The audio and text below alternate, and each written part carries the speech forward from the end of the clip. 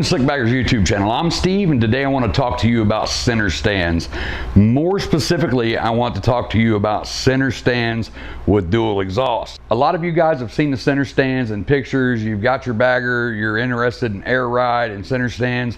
And we did a video about 3 years ago when we were building the Street Glide over there. And it was my first time doing air ride on a bagger, and it was my first time doing an electric center stand as well. We did the video on that. It's been on there for a long time.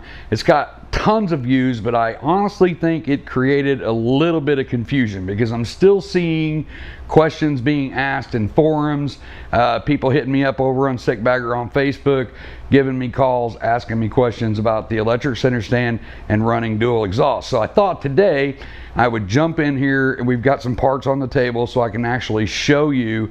It's a little bit easier to show you what I'm talking about than it is to just kind of type it out and explain it. If you're interested in running an electric center stand, I don't really care whose it is. We run the SOBs, the Southern Oregon Baggers. We run it on the Street Glide, we run it on the Road Glide, and they both have dual exhaust. So with the Street Glide, we had a lot of kinks that we had to work out when we were doing it. And in that video, I let you follow me along as I worked out the kinks. Come to find out later on that it was really kind of an isolated incident with my particular setup and the headers that I had on the bike. When we got the Road Glide over here and we started this build, I knew exactly what to do, and it worked out flawlessly. There wasn't any kinks to work out. So I'm going to move the camera over here, point it down here at these parts so I can actually explain to you guys how to run an electric center stand with dual exhaust. So basically we have the Vance & Hines header here. This is your front cylinder, comes down, goes alongside of the bike, under the bike, and then over to the other side for the exhaust. Here's where your electric center stand is going to come into play. So I'll go back to the Street Glide video kinks real quick to kind of get those misconceptions out of the way, I should say. So on the Street Glide, we have Cobra power port headers. So on the Cobra power port headers, it comes down the side of the bike, it goes underneath the bike and then back just like this one does. But this pipe here actually goes under the bike at an angle like this. So it angles back like this towards the front of the bike and then back. So what was going on is when I brought my stand up, this side would clear, this side would hit. So I had to do some fabrication down here on the bottom of the pipe. By fabrication, I mean I heated it up and I bent it in a little bit with a hammer. Pretty easy thing to do. You're not going to affect the pipe. Squishing it a little bit, it's not going to affect it. So if that's something that you need to do, go ahead and do it. It's not hard to do. It's not going to affect the performance or anything of your bike. I mean, look at this pipe right here from Vance & Hines. See how this is crushed and caved in right here? So if they can do it, so can you. It's not going to affect anything. Now, once again, that was an isolated incident with the Cobra power port headers. Most headers don't go under the bike at an angle like this. They go straight under the bike. Your stock ones go straight under the bike. These are Vance & Hines. They go straight under the bike. Back here on the Road Glide, we just put Tab Performance headers on there. They go straight under the bike. Now that we have the straight under the bike thing worked out, and we got that common misconception cleared up, we want to talk about height. What you want to do is air the bike completely out. Now this one's on a jack stand so I can move the electric center stand for you guys. But you want to air the bike completely out. Now right back here where the frame starts to go up with the bike aired all the way out, you just want to take a tape measure, measure down to the ground, up to the bottom of your frame. Most bikes should be right around 4 inches. So all we have to do then is take our tape measure and turn it from the pivot point. So from the pivot point back to the pipe, if you're over 4 inches and you're hitting the pipe, well, when you put your stand up, it's going to hit the pipe. It's pretty simple. So the only way to get this to clear this pipe is to get a shorter stand. Well, now you're thinking, well, now I've got a shorter stand. When I air the bike out, it's not going to be on the ground. The bike's just going to fall over, which is true. So what you have to do then is you have to get your bike lower when it's aired out. The only way to really do that is to install 1-inch lowering blocks. So we put 1-inch lowering blocks on the shocks. So when we air out, now from here to here, we're 3 inches. So now I can run a 3-inch stand. So I put a 3-inch stand on here, it goes up and it clears the pipe. So if you watch back here on my center stand, this is a 3-inch stand with just a small aluminum foot on it to give me just a little bit more height. This is the SOB. I'm not sure how all the other ones do it, but you can add these little feet. They come in different height. And the reason why I added that is because when I aired out at 3 inches and I let it hit the ground, I didn't feel like I had the full weight of the motorcycle on the ground. So I added a little bit of feet. So what's that do? It allows the bike to drop even more and put more pressure on the stand more weight on the stand, so when you get off, it's not so easy to just tip the bike over. So this pipe here on the table was actually on this bike about a month ago. We had it on there for the first 2 months of the build until we got back from Daytona and we switched over to the tab. This is the Vance & Hines dresser duals. This side over here, because this one does kind of go at just a little bit of an angle, this side over here hit just a little bit. So I heated this up right here, I tapped it in. When it comes up, it cleared the pipe. Now that I have the tab performance headers on there, they actually literally go straight under the bike, almost just like your stock ones. So when I lift the stand up, it's going to go up and it almost touches the pipe. Right there's where I can ride, let it back down, air your bike out, and you've got a lot of pressure on your bike, adding that little foot. If I was to take that little foot off, it would actually clear the pipe completely and just go right up into the bike. The SOB center stand comes complete with everything that you need, guys. It has a wire harness that's already all wired up. Comes up here, got a toggle switch that comes with it that you can mount pretty much anywhere on the bike. Most guys mount it here on the firewall. I've seen guys mount them in their side covers, all kinds of places. We got a switch up here from Shane Castaneda. This allows us to run our center stand and our air. You can get this in dual or triple. We got videos on the YouTube channel for that as well. But this one from Shane is really nice over at AF Custom, so you can check that out. Just mounts right over the horn. You can get it in black and chrome. Like I said, we got a video on that, and I'll put the link down in the description if you want to check out that video, and it'll also be at the end of this video, little pop-up videos that you can watch. We'll put the switch on there. There's one other thing I want to touch on too real quick, guys. I generally, for the most part, we have the sick bagger kind of group over on Facebook. I generally kind of stay out of the other bagger things, man, because I'm already on blood pressure medicine. And boy, there's some people out there that just, they don't really think before they speak, or they speak because they've read something on the internet. So I had a guy before on the SOB center stand that we put on the Street Glide, that video, say, well, I had to run this other brand because you said the SOB wouldn't work. First off, I showed you how to make it work on that with that bent pipe. I showed you exactly how to make it work. It's still on there today, 3 years later. I use it all the time. Second off, the other stand you're referring to is identical to the SOB. So what in your brain makes you think that the SOB won't work and this other brand will work? And I'm not going to throw the brand out there, guys. If you've done any research on electric center stands, there's really only a handful of them out there, and several of them look identical, and there's one that's completely different from these that I really don't think that you could run with a cross under pipe and dual exhaust.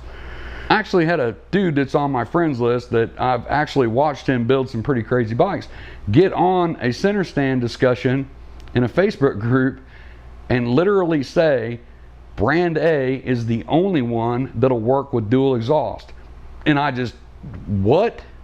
So I pop up 2 pictures of the Street Glide and the Road Glide, both with SOB center stands on it, both with dual exhaust, and go, really? That's odd. Because, so that type of stuff right there is really kind of wrenches me the wrong way and gets my blood pressure through the roof, and I really don't need that. So I just stay out of those forums unless somebody tags me in something, like I said. So I just wanted to make my own video to show you that brand B over there is not the only one that works with dual exhaust, because I made a video 3 years ago that showed an SOB needing modifications to the exhaust.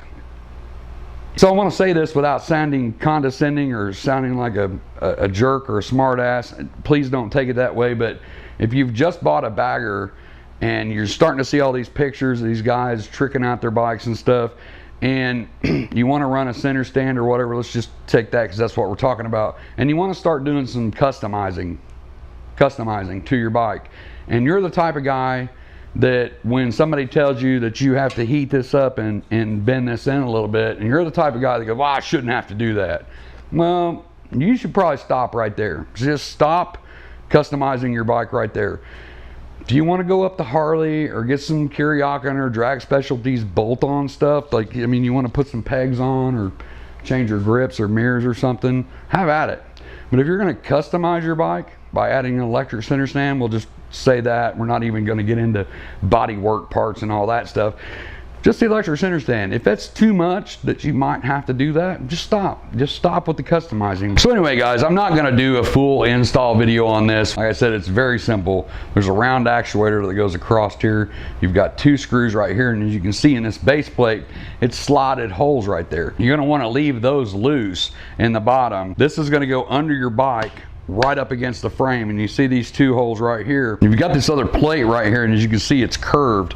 If you look up under your bike on that frame right below your transmission, you're going to see like an indentation in that plate, and it's going to be shaped just like this. It's going to have a little curve to it, so pretty easy. So you're going to take this, you're going to leave this front bolt completely off, put the 2 bolts in the back. They should already be in there, just leave them loose. You're going to pull that actuator up slightly, go past the frame plate. You're going to slide it back up in above the frame plate, so this just kind of sandwiches together. You're going to take this, you're going to slide it in. You'll see that indentation in the frame is shaped just like this plate. It's got a slight curve to it. You're going to slide that in. So you've got this on the bottom of your bike, your frame plate in here, this on top, this goes in. Run your bolts up through the bottom. This is threaded, so the bolts go up through the bottom into this plate, sandwiches it all together. Once you get it on your bike, then put your front bolt in. When you come back here to these 2 back here, you can run your stand all the way down, and let's say it's angled like this. That's where these 2 loose slotted holes come in. You can actually take your actuator, pull it forward, which is going to bring this straight, and then tighten that down. It's very simple. There's not a whole lot of adjustment to it, and there's not a whole lot of adjustment that's needed. Now, like I said, I run the SOB center stand, and just to kind of tell you how tough this thing is, man, like I will throw my own self under the bus and make myself look like an idiot because I've actually forgot to put that stand up. I know I'm not the only one that's ever did it. So you're talking to people, you air up the bike, you're in a big group, you're not thinking, forgot to put the stand up, took off. Pulled out of the parking lot, drug it right across the concrete. I've drug it across asphalt. I've drug it pulling out of a parking lot onto a road. Probably about 4 times now. Super tough, man. Didn't bend it. This last time I drug it, I knew for sure in my mind that I bent that stand. I went ahead and put it up, and we rode home. My wife got off the bike, and before I even got off, I put the stand down. I said, just tell me how bad it is. And she said, it's straight. Just put the bike down. So I did. That thing's built like a tank.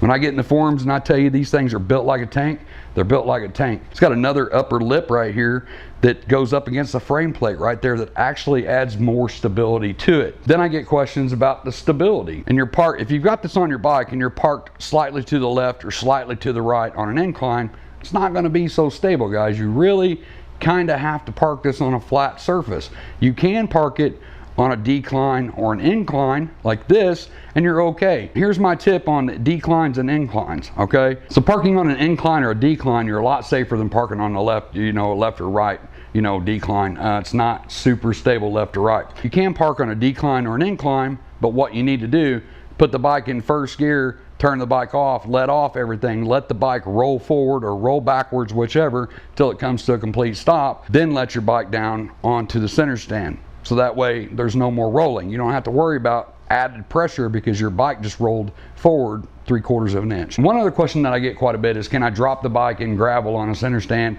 or in the grass on center stand? I don't recommend it. That's why I always preach, do not take your kickstand off. We got a center stand on here. Right here's our kickstand. We went to Blessing of the Bikes last week. It was on a really steep decline on a hill. We were parked all weird. Put the kickstand down, aired it out, got off the bike. I didn't have to worry about it sinking in the soft grass. I didn't have to worry about it tipping over. But one other thing too, we all know that you can get these little kickstand pucks like this. You can put this down, like if you're on grass or gravel, you don't want your bike to slide, you put that down, put your kickstand on it, let it slide over. You can get them made for center stands as well. We have one right here. This one's from Joel Harrison over at JH Choppers.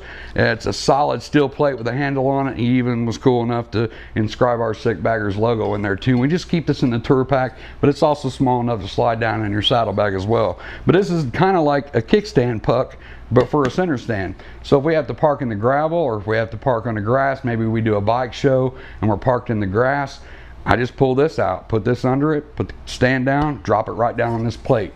just get up with Joel over at Jay's Choppers. He can hook you up with one of those. I'll put the link to his website down in the description as well. And I hope this answered all of your questions on the center stand stuff. If I left anything out, or maybe you have another question for me, or maybe you did something a little bit different, let me know. Maybe you did something a little bit different than what we did or what we've learned. Drop in the comment box, man. That's what we're all here for. We're all here to help each other and learn. So like I said, if you got a question for me, leave in the comment box down below. Guys, I am going to get out of here and get back to work. It's super early in the morning, but I've still got a ton of stuff to do today. I appreciate you guys hanging in there. Thank you guys for checking out the channel. Until the next video, as always, be safe and keep your knees in the breeze.